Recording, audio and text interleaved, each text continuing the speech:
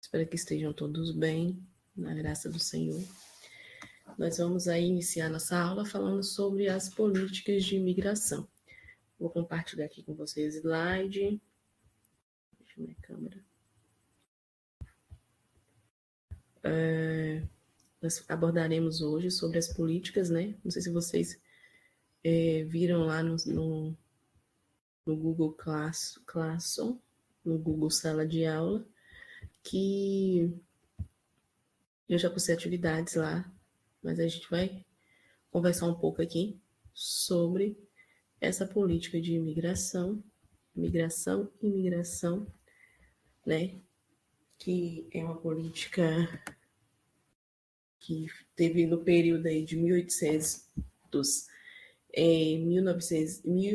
a 1900 e também no período de 1901 a 2000, tendo em foco aí os aspectos políticos, né, e também econômicos e sociais.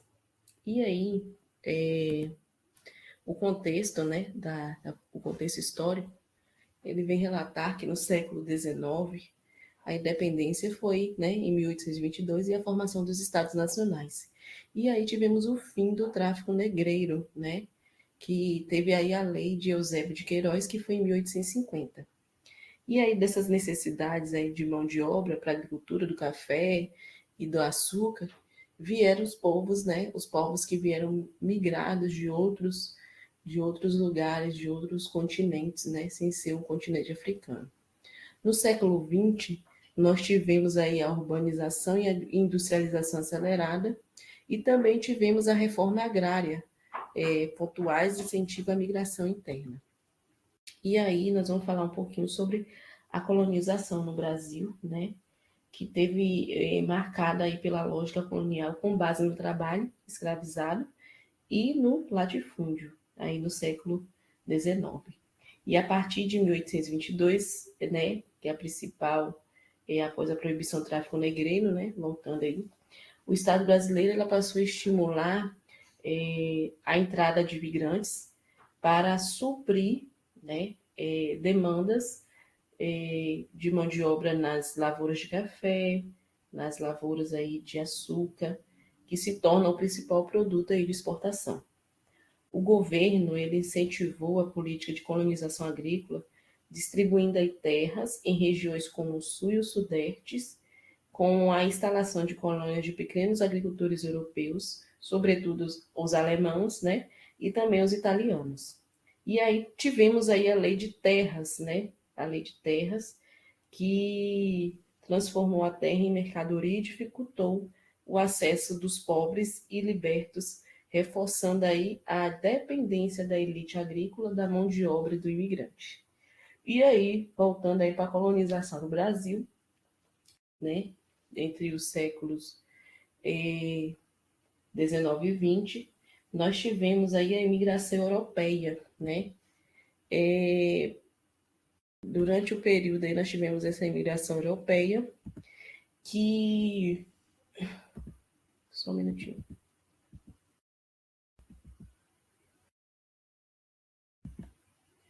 Isso. Tivemos a imigração europeia, que tivemos aí como os italianos, né? Os alemãos, os portugueses e os espanhóis, né?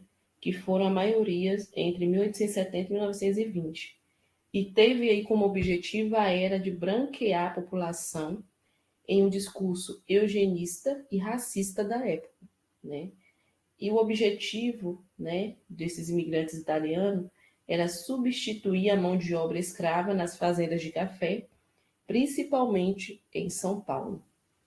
E aí os alemãos, eles e os polonenses, eles ocuparam aí as terras do sul e desenvolveram a agricultura familiar. Aí você sabe por que grande parte da população aí do sul, eles são compostos por pessoas alemãs, né, com descendências alemãs e polonesas, porque eles vieram e fizeram a morada deles lá nesse espaço, né, nesse território.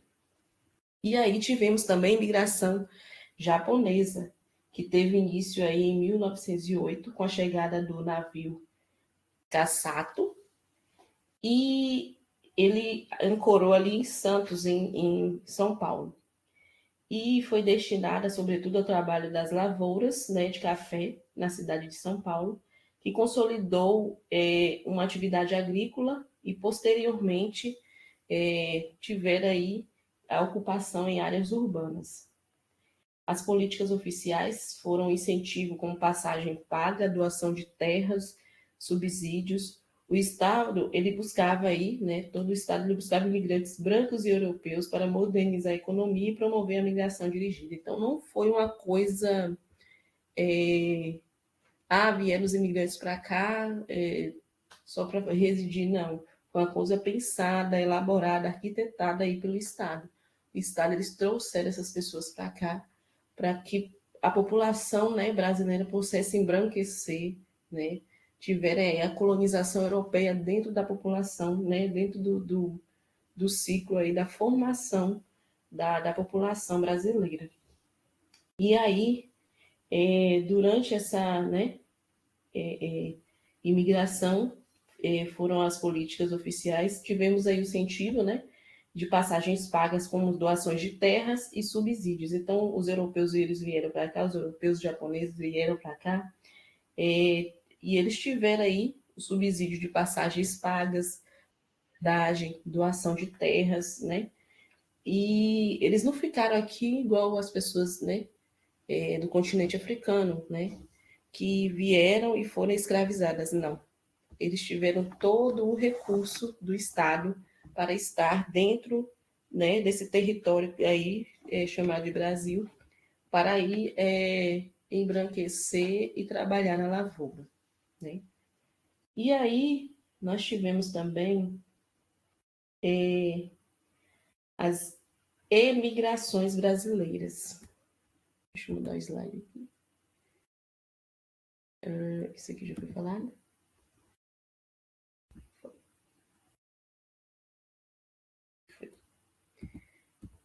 Nós tivemos a emigração brasileira, que foi durante o século XIX, que foi principalmente a partir de 1970, né? Tivemos aí a imigração a partir de 1970.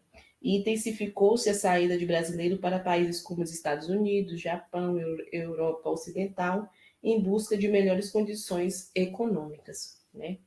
E nos anos 1980 e 1990, tivemos aí a crise econômica e desemprego ampliado, né, ampliando a imigração, com destaque para comunidades brasileiras em Boston, nos Estados Unidos, Japão e também em Portugal.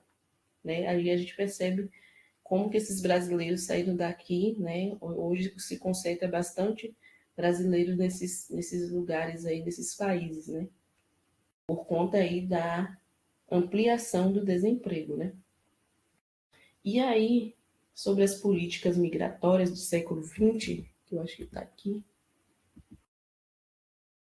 Isso, acho que é esse aqui. Na Primeira República, é isso mesmo, migração.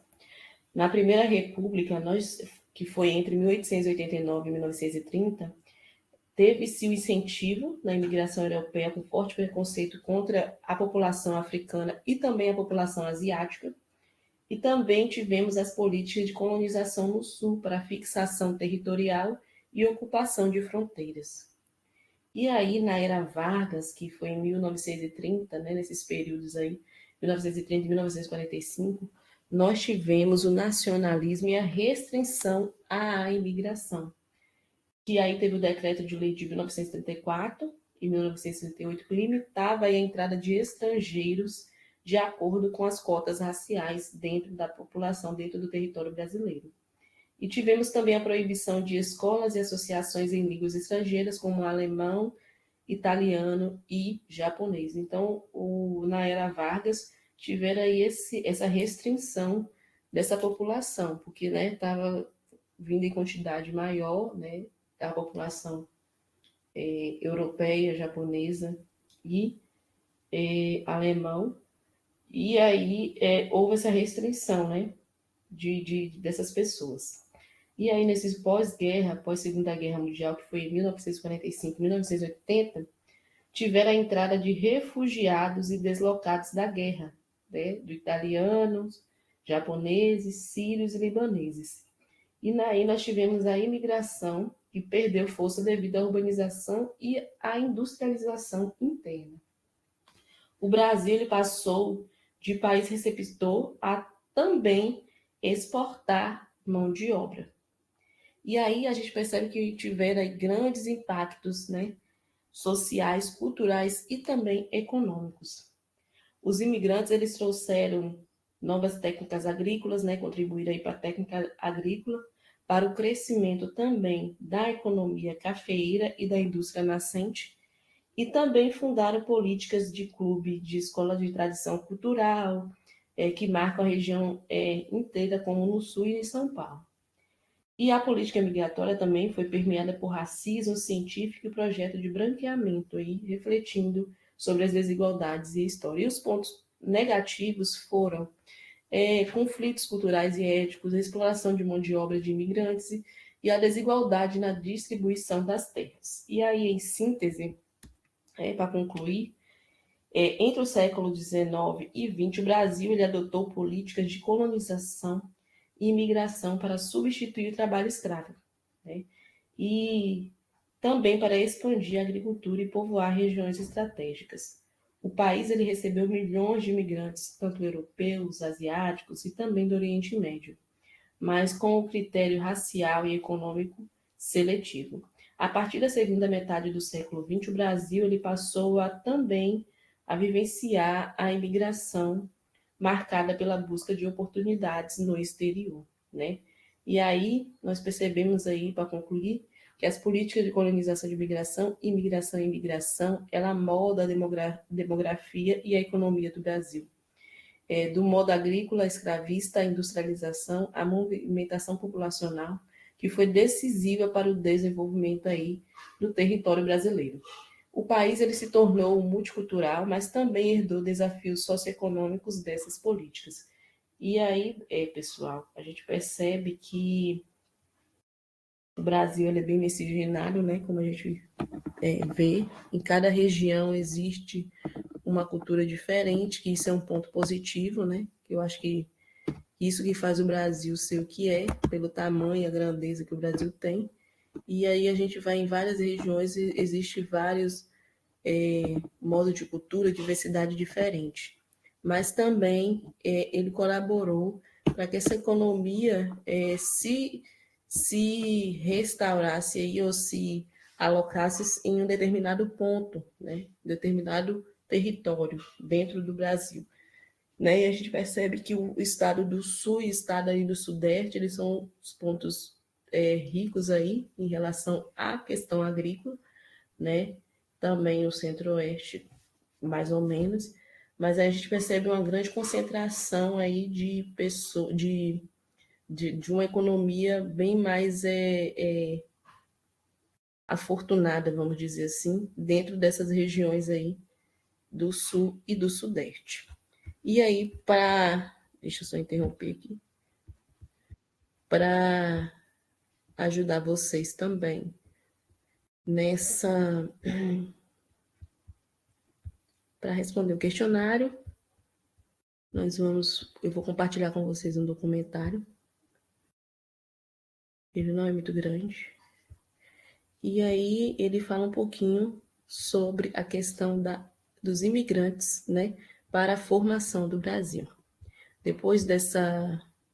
Só um minutinho. Depois desse documentário, nós iremos responder o questionário, né?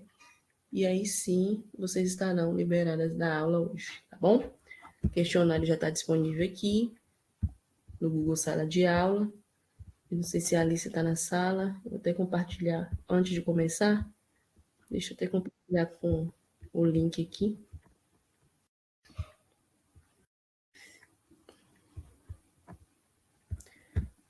Compartilhar o link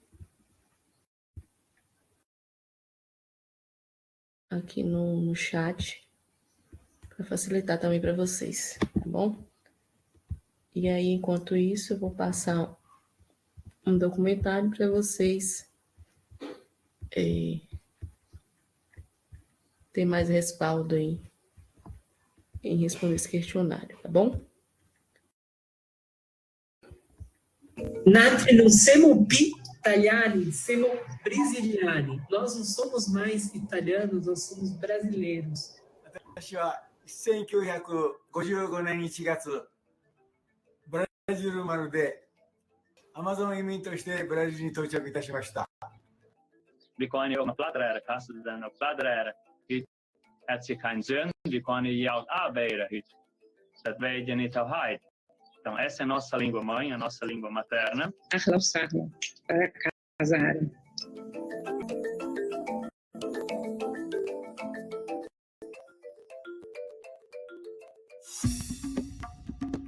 As capacidades que diferem o Homo sapiens das outras espécies permitiram que pudéssemos explorar outras regiões do planeta. Essa exploração levou à formação de povos diversos e até hoje a imigração faz parte da nossa sociedade, seja para fins de evolução pessoal enquanto indivíduo ou como meio de sobrevivência de um determinado povo. Primeiro, é importante lembrar que houve imigração desde o começo do Brasil colonial, ou seja, a imigração primeiro de portugueses, depois de africanos, numa situação forçada de escravidão, e depois disso começou a imigração do jeito que pensamos hoje em dia, né? Mais ou menos imigração livre para o Brasil. As migrações livres no Brasil, elas começaram a partir do século XIX.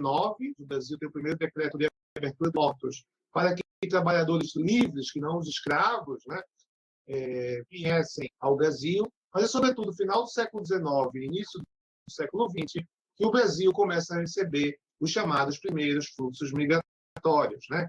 Durante o século XIX, houve imigrações, especialmente da Europa Central para o Brasil, especialmente para o sul do país.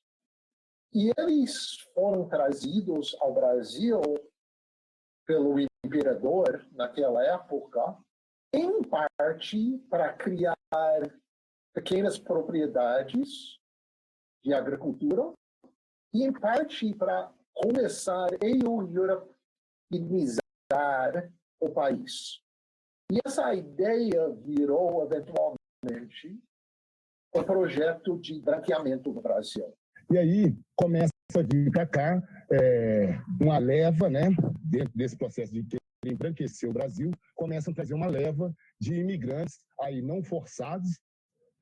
Muitos deles eram atraídos para cá, tinham propagandas do governo para trazer, porque a Europa estavam em lugares de muita movimentação para a guerra, então muita gente queria sair de lá e queria vir para o outro lado do mundo, onde estava mais tranquilo em relação a esse processo de guerras aí que a gente teve na Europa, né? Na Primeira, Segunda Grande Guerra. Então, muita gente vem para cá para ter essa esperança. Então, ele é chamado, atraído pelo governo brasileiro para poder embranquecer o Brasil. E chegando aqui, eles vão ter direitos que os negros que já estavam aqui nunca tiveram.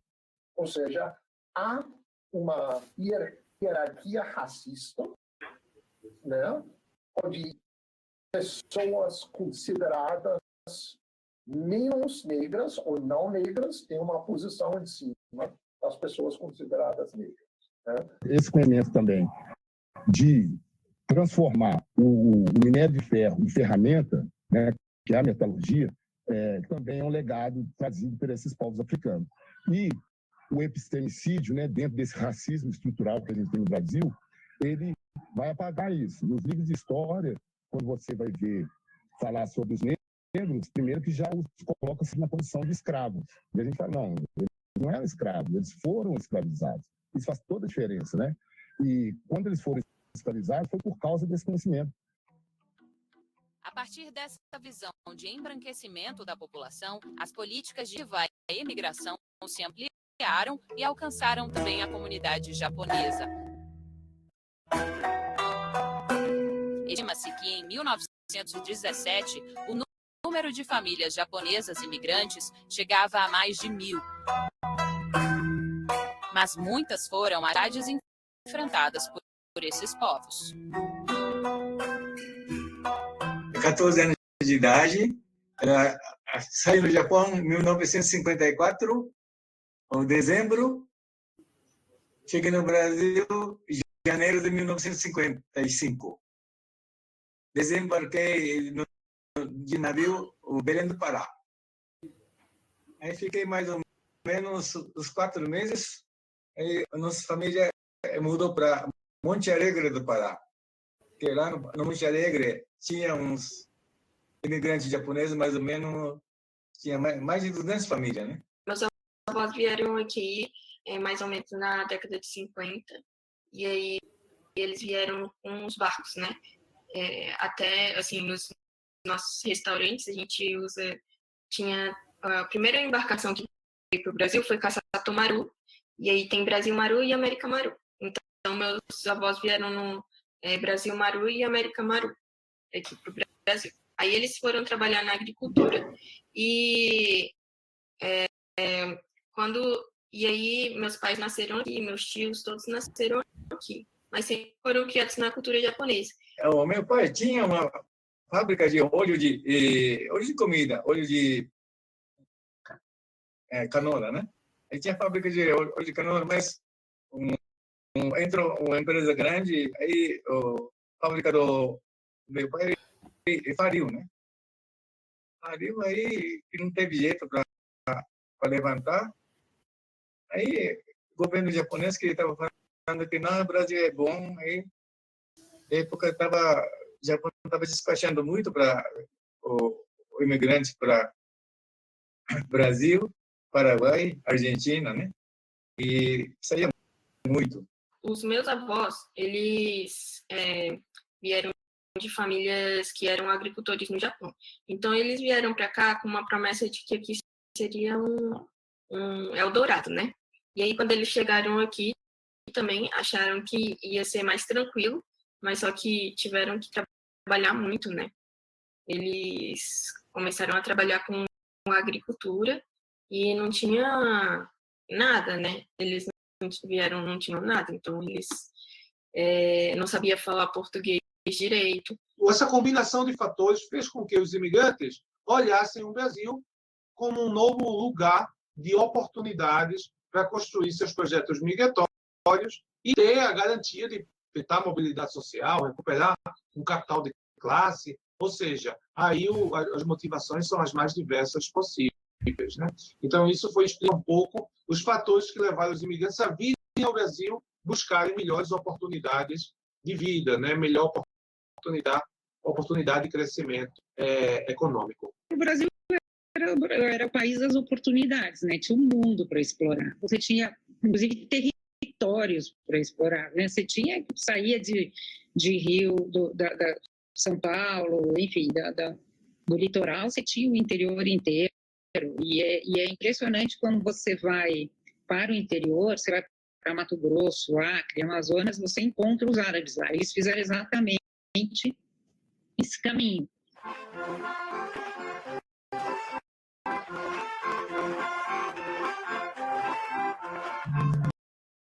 Nós estamos 152 anos no Brasil.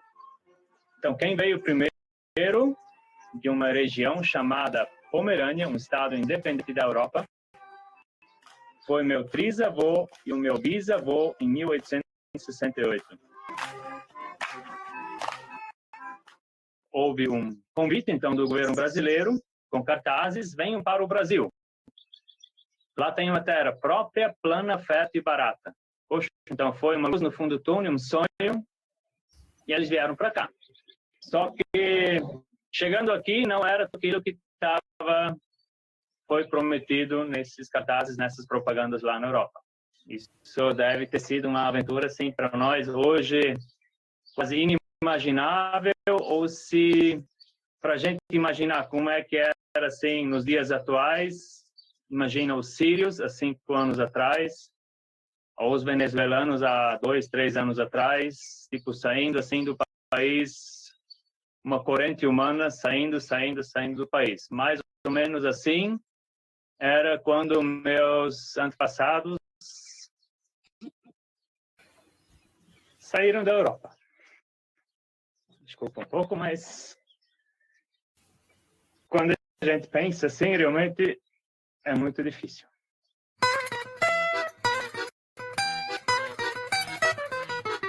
As memórias que eu tenho me foram transmitidas pela minha avó, minha nona, na realidade, né? Ela conviveu muito com eles e ela conta que naquele momento na Itália havia uma pobreza extrema. Além do fato de eles terem vindo para cá, de não ser nada que prometeram e tal, esses imigrantes passaram por um processo de repressão, tanto japoneses quanto alemães e italianos. Holandeses também passaram, mas dando destaque para os italianos agora, passaram por um processo de repressão no Estado Novo. As pessoas de pele branca, elas já nascem com o nome, né? Eu conheço assim, o nome da minha avó.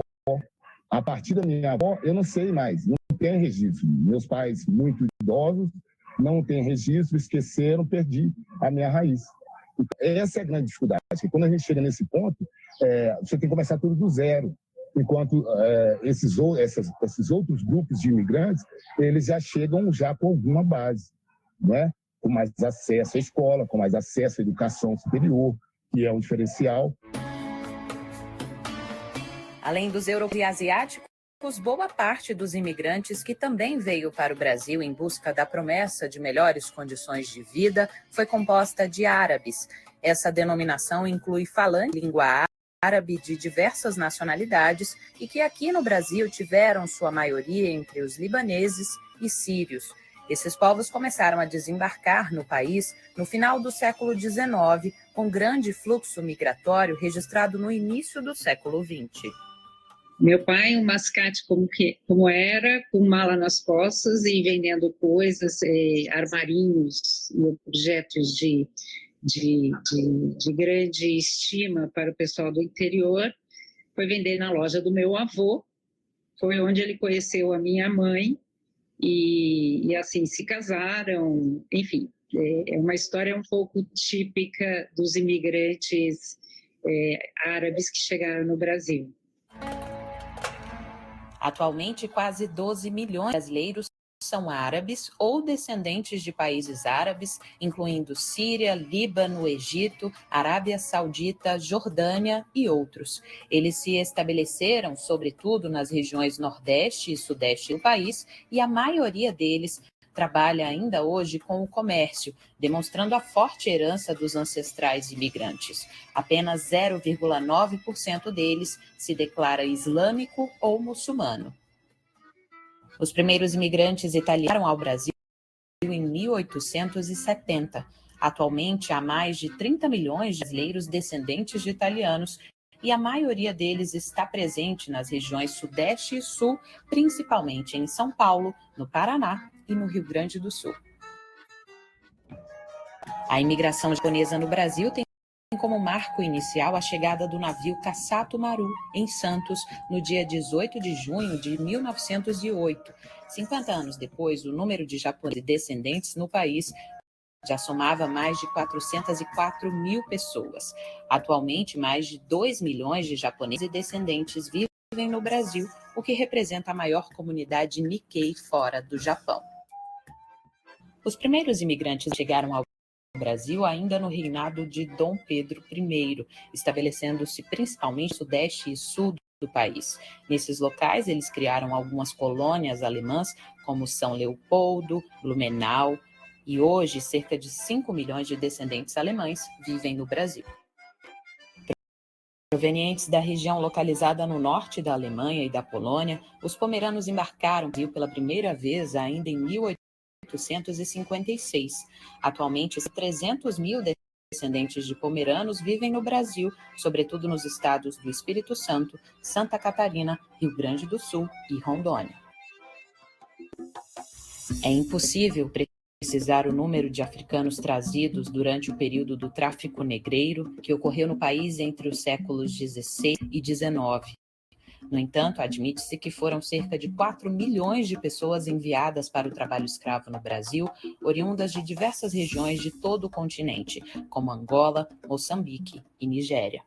Acho que a língua é bem complicado. Eu acho que a língua é um dos fatores mais difíceis de serem encarados. Acho que hoje em dia enfrentar estereótipo de ser árabe, muçulmano, ou ortodoxo ou católico tem uma nuance diferente. Eu acho que isso também pode causar alguns atritos, enfim, também é diferente. E os italianos, nesse caso, eles foram passaram por um processo de repressão, especialmente por conta da Segunda Guerra Mundial. Então, eles foram proibidos de falar a própria língua. O meu nono foi preso por falar a língua dele. Isso é importante dizer. Ele foi preso por falar a língua dele. Um dia na cadeia, mas pensa o que é isso na cabeça de um imigrante, de um filho de imigrante, que de repente, de uma hora para outra, se vê que não pode falar mais a língua. Mesmo tendo que se adaptar às dificuldades econômicas e até mesmo com a língua portuguesa, essas famílias se esforçaram para preservar a cultura de seus países e antepassados. Minha filha até hoje, ela faz comida japonesa, tudo. Eu gosto muito de comida japonesa. Fala com minha filha, sou japonês. Até meu neto também fala japonês. Eu acho que uma das coisas que eu lembro e que mexem comigo são as músicas, são as cançõezinhas, né? Ou Filastroca, que é o nome de uma poesia popular, que é um tipo de poesia popular que é sempre falada para as crianças e tal. E lembro das músicas, lembro do sotaque, lembro da língua. Catarinella non la sapeva che so santo era una strega. Giorno Pierino invece di andare in imparare a Campigenta, questa è la storia di un giovane italiano. Eu me sinto muito orgulhosa dessa cultura. Eu acho que é uma cultura milenar, enfim, e extremamente importante para a história da humanidade, quer dizer, influenciou toda a cultura do Ocidente também. Então, eu acho que isso tem que ser, as pessoas têm que saber isso. As pessoas têm que saber porque tem que saber e reconhecer isso, porque não deixa de ser um modo da gente mostrar que o mundo é um só e que todos viemos de algum lugar com influência de algum outro antecessor, enfim. Meus pais, eles foram criados como se eles fossem japoneses. Então, eles passaram isso para mim também. Para mim e para os meus irmãos, né? Então, a gente sempre foi criado como se fosse japonês. Tanto que na escola eu e os meus irmãos, a gente sofria muito bullying das pessoas ficarem falando japinha e ficar imitando o formato do nosso olho, ainda assim, sabe? E dentro de casa, a gente sempre falou em japonês, conversava em japonês para exercitar, né, o idioma. Hoje aqui, em casa, a gente só fala alemão entre nós. Apesar de nós falarmos alemão, eu ainda sei falar o pomerano. O que tinha, sim, é a ideia de exceções, claro, manter os costumes. Obviamente, na casa dos meus avós, falávamos árabe, eles falavam árabe, a comida absolutamente típica. Fui criada com quibe, esfirra, folha de uva e coalhada, enfim, como toda boa comida árabe, inclusive, né? Costumes, sim, se juntavam em clubes, né? Então, a comunidade se juntou em clubes, e nesses clubes, além de de comemorar as festas brasileiras, também se comemoravam festas árabes. Então, a gente, aqui na Mina do Veloso, a gente mostra todo esse protagonismo dos povos africanos na extração do ouro. E aqui fica fácil da gente mostrar isso, porque tem a galeria subterrânea, todas as estruturas estão acessíveis aqui no bairro ainda, então a gente consegue mostrar, né, materialmente esse cimento que ficou aqui para a gente. Além da tecnologia da mineração, eles deixam aqui também a tecnologia da metalurgia, porque as ferramentas, a gente tem algumas amostras aqui de ferramentas feitas há 200, 250 anos atrás e que estão em perfeito estado.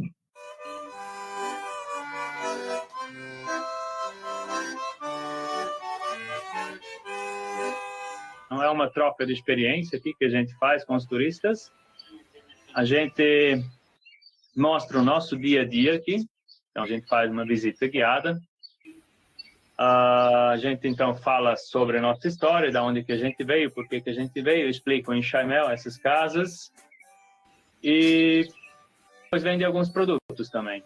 Então, com esse turismo, eu vejo um grande potencial para preservar a nosso pequeno sítio aqui. Então, se não fosse talvez o turismo, eu nem ia mais preservar tanto a nossa história aqui. Essa é a função da Mina do Veloso. É de falar primeiro com o nosso povo da nossa capacidade. E aí, a partir do momento que eles estiverem empoderados, de saber quem que eram esses antepassados deles, esses antepassados mais longínquos, né? Porque a gente tem os nossos ancestrais palpáveis aqui, que estão aqui, que construíram o nosso bairro, construíram a nossa cidade, que tem mão deles ali também, que a gente mostra a importância. Então, mostra toda essa cadeia de importância dos nossos ancestrais, para que a pessoa se sinta também empoderada e vá buscar seu espaço, sabe? Essa preservação da cultura é vista como uma forma de manutenção da própria identidade e de combate ao preconceito que, por vezes, insiste em prevalecer. São várias as iniciativas que buscam quebrar estereótipos e confirmar a contribuição dos países na formação de um Brasil diverso. Eu acho que em diversos pontos esses migrantes respondem por essa nossa brasilidade, né? Eu acho que não só nesses elementos que a gente traz como constitutivos, como, por exemplo, a culinária paulista, que foi absolutamente impactada. Então, se a gente pensar, por exemplo, na presença da massa, né, seja a massa italiana ou a massa oriental, mas que é um elemento novo na nossa culinária, o próprio consumo dos vegetais, que também, enfim, a gente percebe um aumento depois das migrações, as danças. Enfim, eu acho que não só esses elementos que são incorporados, que são visíveis, mas também tudo aquilo que a gente não incorpora, ou tudo aquilo que a gente estranha ainda e que a gente consegue, a partir da percepção dessas diferenças, entender as nossas identidades também. O que é brasilidade exatamente? Tem muitas coisas. Brasilidade é roda de samba. Brasilidade também é um tipo de sushi feito com manga, né? Brasilidade também é gostar de futebol, mas também brasilidade é odiar de futebol, né? Todos são tipos de brasilidades. O que é interessante é todas essas brasilidades estão acontecendo ao mesmo tempo. Essa construção da identidade brasileira, ela está em processo, né? Sempre vai estar em processo. Nós somos plurais. A própria Constituição traz isso. Nós temos uma identidade que não é uma identidade, mas são inúmeras identidades aí. Os italianos, especialmente esses italianos, mas não apenas, também os italianos do sul da Itália, eles contribuíram com certeza para a formação da cultura ou das culturas brasileiras. Eu acho que os museus de imigração, não só o nosso, o Brasil tem muitos museus de imigração, o estado de São Paulo tem muitos. Eu acho que eles trazem para o debate justamente a importância de olhar e de abrir as fronteiras para o outro, né? O quanto que os países crescem, o quanto que as sociedades elas se aperfeiçoam conforme esses contatos vão sendo estabelecidos. Reconhecemos que um país forte é um país onde tem espaço para muitos tipos. E eu sei que hoje em dia é um desafio, né? É um desafio. Acho que a gente precisa pensar na inclusão de todos eles. Entender de fato que o Brasil não é uma cultura homogênea e não é uma só língua, não é uma só identidade, mas que é um país continental e plural. Então, o trabalho que a gente faz é, primeiro, de conscientizar da importância das migrações e também colocar as experiências em contato, as experiências do passado, né, uma vez que no passado também houve, né, muitas situações de preconceito, como, por exemplo, com os italianos, que hoje são super consolidados na nossa história, mas que sofreram muito preconceito quando vieram. Então, colocar essas experiências em contato, eu acho que contribui bastante para essa discussão do combate à xenofobia no Brasil hoje. Eu acho que ambas as culturas, sociedades têm a contribuir entre si. É uma troca muito rica. Eu acho que são dois extremos que, unidos, dão um resultado muito bom. Quando as pessoas sabem o que elas são, de onde vieram, elas dão mais valor assim à sua própria cultura, né? Justamente para valorizar os nossos antepassados, né? Dentro dessa questão do preconceito, quanto mais você conhece o outro, mais você respeita o outro e mais você entende o outro. Então, a gente vê que a gente tem que falar também para essa população que tem acesso, que tem esses privilégios, e que às vezes não entende que a luta antirracista, ela é também uma luta de toda a população, não só de nós negros e negros, é uma luta de todos. Então, aqui na Minas serve para isso também, para chamar essas pessoas para poder nos ajudar nesse processo de combate ao racismo. Eu acho que quanto mais a gente ampliar o nosso conhecimento, mais a gente vai compreendendo a importância de receber essas pessoas, a importância de ser recebido em outros países também, e o quanto que as migrações, elas contribuem, e enfim, existem dados, existem estatísticas. Eu acho que quanto mais aberto a gente for, melhor para todo mundo.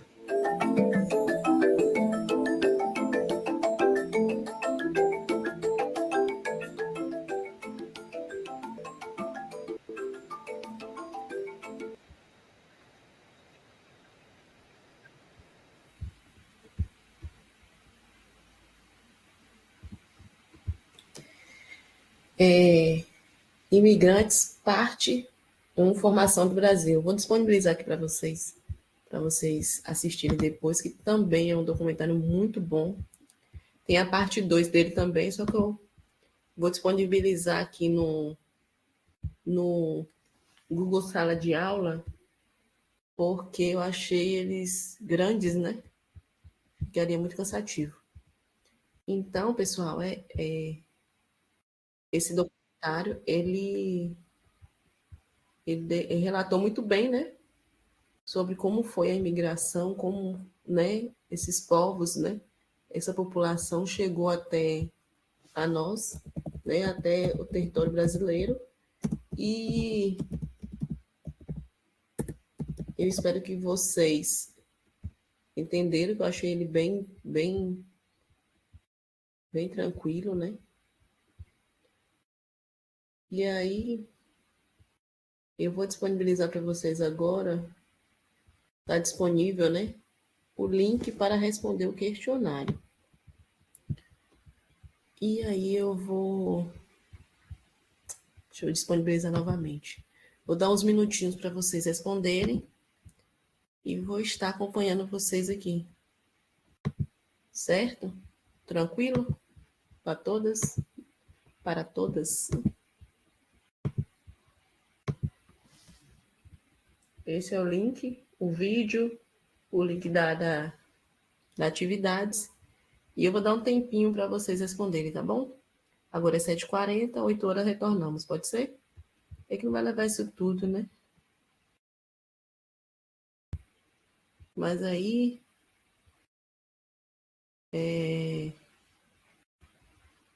Vamos lá, é isso. Tentem responder aí, vocês. Tá bom? 20 minutinhos para responder esse questionário. 5 questões.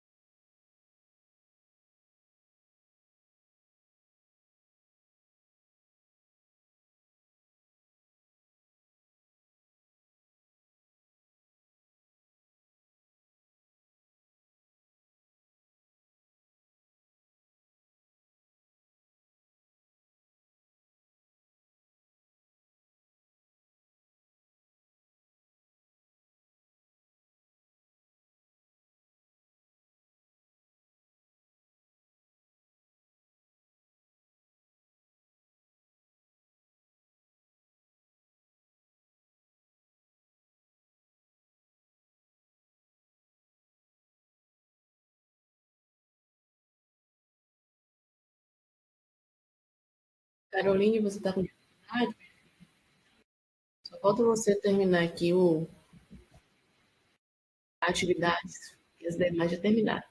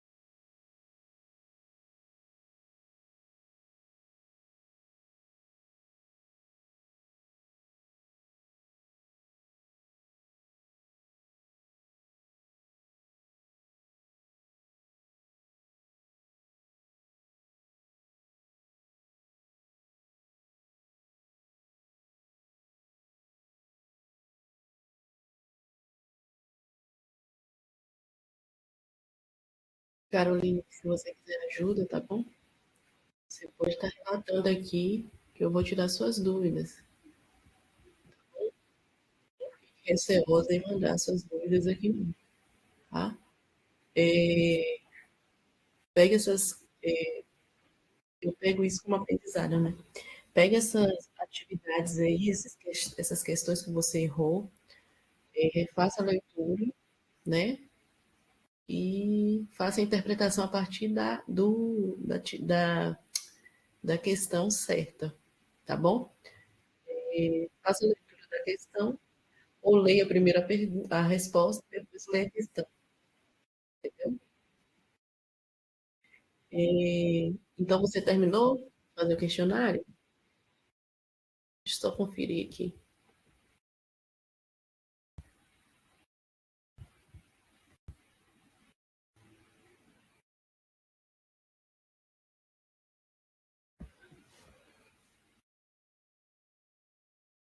Certinho, Caroline. Apareceu aqui no meu e-mail.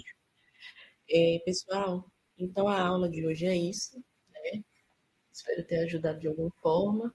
Qualquer dúvida, questionário, pode chamar na sala de aula, né? Pode mandar as dúvidas lá também, pode escrever no chat, pode escrever também nos comentários e tire sua dúvida, tá bom? Não fique receosos em perguntar.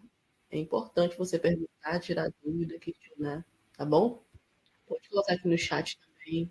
Se tiver, não estou entendendo isso, professor, eu retorno e faço a explicação, tá bom? Então é isso, a aula de hoje. Eu quero agradecer a vocês por estarem presentes aqui, tá bom? E até a próxima semana. Não esqueçam de assinar a lista de frequência. Boa noite, meninas. Até semana que vem.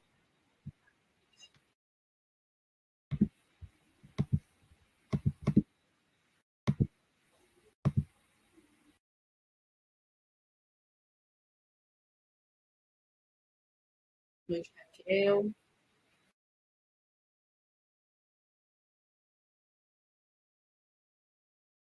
Boa noite a todas. Até a próxima aula.